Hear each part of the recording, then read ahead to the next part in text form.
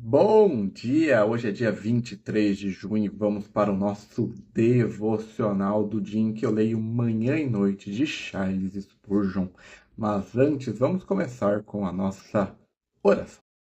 Jesus, Pai querido, que o Senhor esteja presente do começo ao fim deste devocional. Que o Senhor esteja conosco do começo ao fim. Pai querido, que o Senhor traga para essa live todos que precisam ver essas reflexões sobre a sua palavra que se encontra em Oséias, capítulo 7, versículo 8, e em Romanos, capítulo 8, versículo 23. Espírito Santo, se for necessário que o Senhor coloque em minha boca qualquer palavra para esse devocional. Agradeço por estar conosco nesse dia. Amém, amém, amém.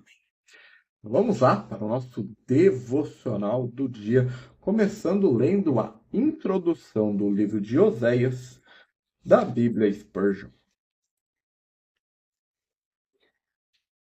O livro de Oséias, autor e época descrita, Oséias é o primeiro dos chamados profetas menores. Estes 12 profetas são incluídos em um único livro na Bíblia hebraica, que são conhecidos como os 12. Exceto pelo nome de seu pai, Beri, nós não sabemos nada sobre o passado desse profeta. Os reinados do rei Uzias, Jotão, Acás e Ezequias de Judá e de Jeroboão II de Israel duraram cerca de 793 a 697 a.C., o que representa cerca de 100 anos. Desta forma, os cientistas especulam que Oséias tem servido entre 25 e 70 anos. Oséias operava a partir do Reino do Norte com as 10 tribos, mas suas mensagens também diziam a respeito parcialmente ao Reino do Sul de Judá. Como temos a conclusão de que o serviço de Oséias chegou ao fim com o extermínio do Reino do Norte 722 721 a.C., fato que ele mesmo havia predito, este tempo de serviço provavelmente durou entre 30 e 50 anos. Assim, Oséias deve ter sido um contemporâneo de Isaías, Miqueias e Amós. Segundo o comando de Jeová, Oséias casou com Gomer, filha de Diblaim, uma prostituta. Gomer concebeu 2 filhos, chamados Jerisreel e Lo-Ami, e uma filha chamada Lo-Ruama. Não sabemos mais nada da vida e morte de Oséias. Propósito de escrito. O tempo de serviço de Oséias é escrito em 2 Reis, capítulo 14, versículo 23 ao 29, no capítulo 15, 17, 18 e 20, 19 e 20. Sob Jeroboão II, houve uma melhoria externa no reino de Israel, mas a apostasia e a idolatria levou o povo irresistivelmente ao juízo. Em adição a isso, os reis da Síria atacaram Jerusalém continuamente. Através das amargas experiências com Gomer, sua esposa infiel, Oséias teve por vontade de Jeová que passar simbolicamente por o que o povo de Israel fez a Deus. Com sua idolatria, a apostasia de Israel era a sua prostituição espiritual. Os nomes filhos de José expressam o juízo sobre Jerisreel, a cidade do rei Jeú, e a rejeição do povo Lahuama, que não obteve misericórdia, e Loami, que não é o meu povo. Ainda assim, o fim das passagens dos capítulos 1, 2 e 3 anunciam a misericórdia de Jeová para o povo dividido de Deus. A mensagem de Oséias pode ser resumida por essas palavras: Jeová ama seu povo apesar de sua apostasia. A segunda parte do livro contém lamentações de Oséias. Através delas, Oséias expressa sua angústia profunda em relação à condição de Israel. Ao mesmo tempo, ele apresenta os caminhos futuros de Deus com o seu povo. O capítulo 14, se fecha com um chamado de arrependimento real. Isso, contudo, só acontecerá no fim dos tempos. Peculiaridades. O casamento de Oséias com uma prostituta. Grande parte dos expositores do passado e do presente tem dificuldades com a ideia de que o Deus Santo, teria dado uma ordem a um servo para casar com uma prostituta que vivia em pecado. Muitos judeus consideram que esse relato não é um fato, mas uma representação simbólica, e muitos cientistas modernos concordam com essa opinião. Outros querem ver uma revelação de Jeová a Oséias, na qual a atitude com A atitude de Israel com o seu Deus é expressa em uma parábola somente. Mas não é necessário interpretá-lo dessa forma. Outra possibilidade seria que a palavra prostituta ou mulher de prostituições indica uma previsão do que Gomer faria após o casamento. Por outro lado, a forma que informações é colocada também pode explicar que Gomer já tinha uma vida imoral antes de se casar, e isso seria bem compreensível dado ao declínio que o povo vivia na época. Há outro exemplo do Antigo Testamento da relação entre um israelita com uma prostituta. Salmão gerou Boaz de Raabe, a prostituta. Referência a Oséias no Novo Testamento. O Senhor Jesus se refere a Oséias 3 vezes no Evangelho. O apóstolo Paulo se refere a Oséias 2 vezes. O apóstolo Pedro menciona Oséias uma vez. E além disso, o Evangelho de Mateus, em seu livro, relaciona Oséias 11, versículo 1 a Cristo. Panorama do conteúdo, a gente vai ler sobre o capítulo 7. O pecado de Israel. Se você entregar sua alma a qualquer coisa terrena, seja a riqueza ou as honras, ou os prazeres desse mundo, você pode muito bem caçar a miragem do deserto ou tentar coletar as brumas da manhã, ou para acumular para você as nuvens do céu, pois todas essas coisas estão passando. E esse é a introdução da Bíblia Spurgeon para o livro de Oséias. Agora vamos ler o nosso devocional da manhã. Efraim é um pão que não foi virado. Oséias capítulo 7, versículo 8.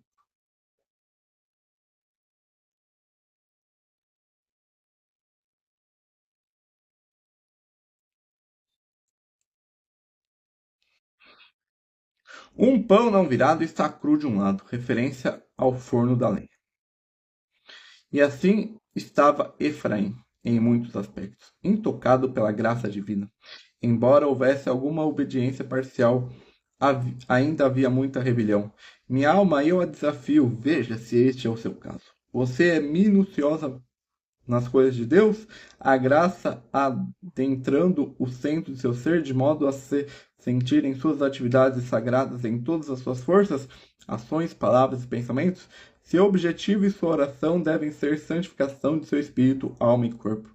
Embora a santificação possa não ser perfeita em você, ainda assim deve ser total em suas ações. Não deve haver aparência de santidade em uma área e domínio do pecado em outra. Ou então você será um pão não virado. Um pão não virado logo é queimado do lado mais próximo ao fogo, embora nenhum homem possa ter tanta religiosidade se alguns que se parecem queimados com o zelo intolerante por aquele que parte da verdade que recebem ou são queimados até as cinzas com uma vanglória ostentação farisaica daquele desempenho religioso que se adaptam ao seu temperamento. A atitude de se assumir uma aparência de santidade superior frequentemente é acompanhada por uma total ausência de piedade essencial. O santo em público é um demônio em particular. Ele lida na farinha durante o dia e na fuligem durante a noite.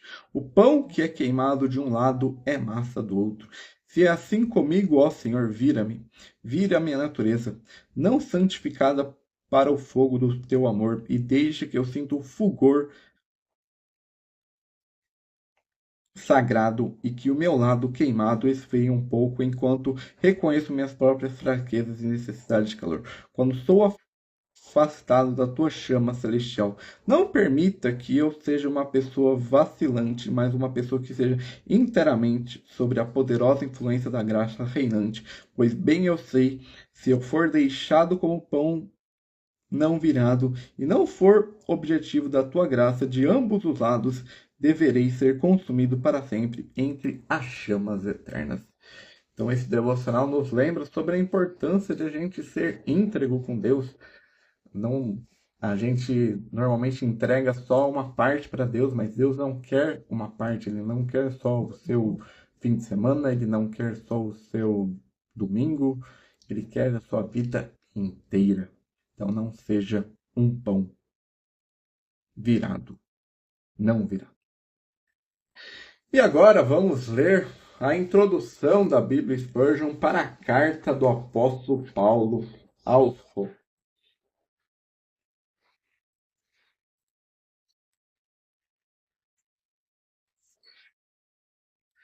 O autor era um hebreu, por descendência natural de Tarso, na Cilícia, e educado por Gamaliel, o grande professor fariseu.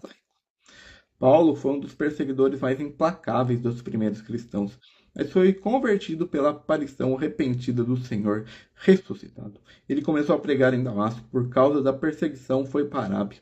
Retornando de lá, visitou Jerusalém e Damasco, e depois foi para a Cilícia, onde, sem dúvida, realizou um trabalho evangelístico até Barnabé procurá-lo em Tarso e o levar a Antioquia, onde trabalharam por um ano.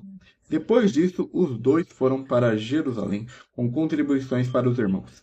Ao retornar a Antioquia, ele foi chamado pelo Espírito Santo para o trabalho missionário, no qual continuou até a sua morte, fazendo até pelo menos 3 grandes jornadas missionárias, em que sofreu durante e depois um longo martírio até a sua morte. A motivação da Epístola aos Romanos. Paulo desejava ir a Roma, e agora esperava fazê-lo em breve. Ele pôde, portanto, ter desejado que soubessem de sua doutrina antes de sua chegada, especialmente porque talvez tivessem ouvido alguns relatos falsos sobre ela. Foi logo após que escreveu Gálatas e a mente de Paulo estava cheia da doutrina da justificação, ele pode ter desejado escrever mais sobre o assunto, dando ênfase especial ao lado divino da doutrina, assim como já tinha dado ao lado humano no livro de Gálatas. Deste modo, ele também pode ter sido mal interpretado em Gálatas e desejava ampliar seus ensinamentos. Em Gálatas, o homem é justificado pela crença. Em Romanos, Deus dá sua própria justificação ao crente da sua própria justiça ao crente por sua justificação. Febe, uma mulher de influência e caráter cristã, amiga de Paulo, estava prestes a ir a Roma, do litoral de Corinto, e ele não apenas teve uma boa oportunidade para enviar a carta, mas poderia, de certa forma, prestar-lhe um serviço ajudando na sua apresentação. A igreja em Roma, sem dúvida, estava em uma condição muito próspera nos momentos dos escritos de Paulo. Talvez tenha sido organizada por alguns judeus que ouviram e creram enquanto estavam em Jerusalém, provavelmente no dia de Pentecostes. Embora seus membros incluíssem judeus e gentios, Paulo a considerava como sendo uma igreja, especialmente uma igreja gentia. Alguns erros de doutrina e prática haviam adentrado as igrejas e precisavam ser corrigidos. Eles parecem ter entendido mal o ensinamento de Paulo e confiado que ele ensinava que quanto maior o pecado, maior a glória de Deus. Eles podem ter pensado que ele ensinava que devemos pecar a fim de obter mais graça e, portanto, podem ter feito do seu ensino de justificação pela fé uma desculpa para a conduta imoral. Os judeus não reconheciam os gentios como iguais no reino de Deus. Por outro lado, alguns dos irmãos gentios olhavam com desprezo para seus limitados e preconceituados e fanáticos irmãos judeus. Portanto, Paulo pretendia conquistar os judeus para a verdade cristã e os gentios para o amor cristão. A conexão de Paulo com a igreja. Ele nunca esteve lá até esse momento. E não é provável que outros apóstolos tivessem estado lá, pois então Paulo não teria planejado ir, já que sua regra era não ir aonde outro havia trabalhado. Isso causa um duro golpe no catolicismo, alegando que Pedro foi o primeiro bispo de Roma. Se Paulo não o seguiu, Pedro não estava lá, e a tese mais importante para o papado é derrubada. Paulo tinha, no entanto, muitos amigos íntimos e conhecidos em Roma, muitos dos quais foram mencionados no capítulo 16. Entre eles estavam seus velhos amigos Áquila e Priscila. O argumento do livro. As doutrinas do livro são consideradas divididas sobre 4 grandes preposições principais. Todos são culpados diante de Deus, tanto judeus quanto gentios. Todos os homens precisam de um Salvador. Cristo morreu por todos os homens. Todos nós, pela fé, somos um corpo em Cristo. Período da escrita, provavelmente em Corinto, por volta de 58 depois de Cristo. Tema: o dom da justiça de Deus como a nossa justificação, que é recebida pela fé em Cristo, ou justificação pela fé. Análise. Vamos ler. Vamos ver sobre o que tem sobre o capítulo 8. A redenção final do crente é garantida, capítulo 5 ao 8.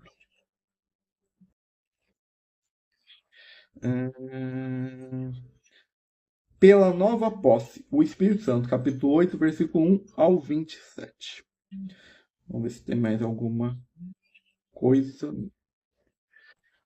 E essa é a introdução da Bíblia Spurgeon para a carta aos Romanos. Agora vamos ler o nosso devocional. Aguardando a adoção.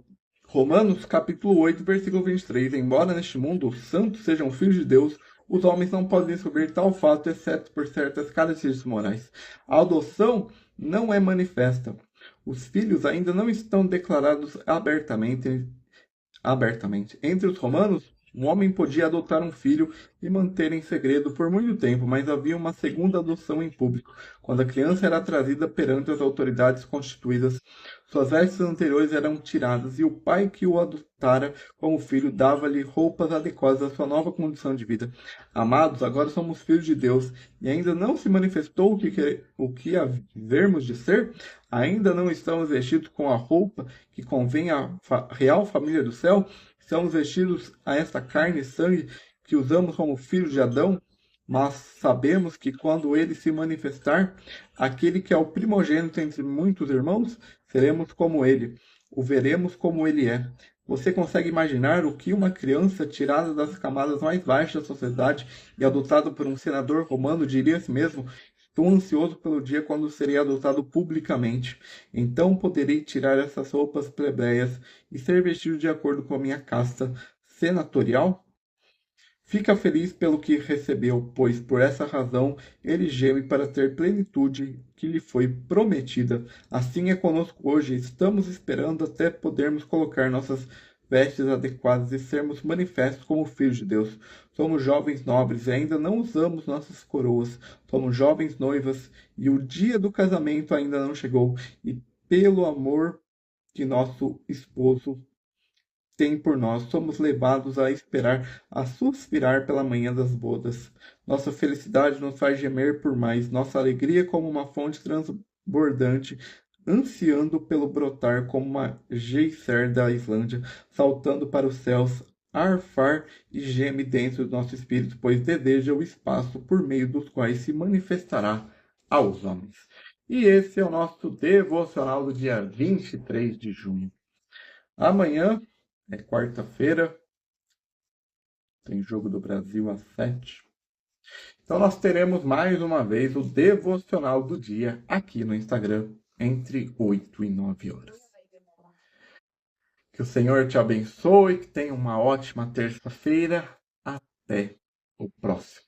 Que Deus te abençoe. Amém. Amém.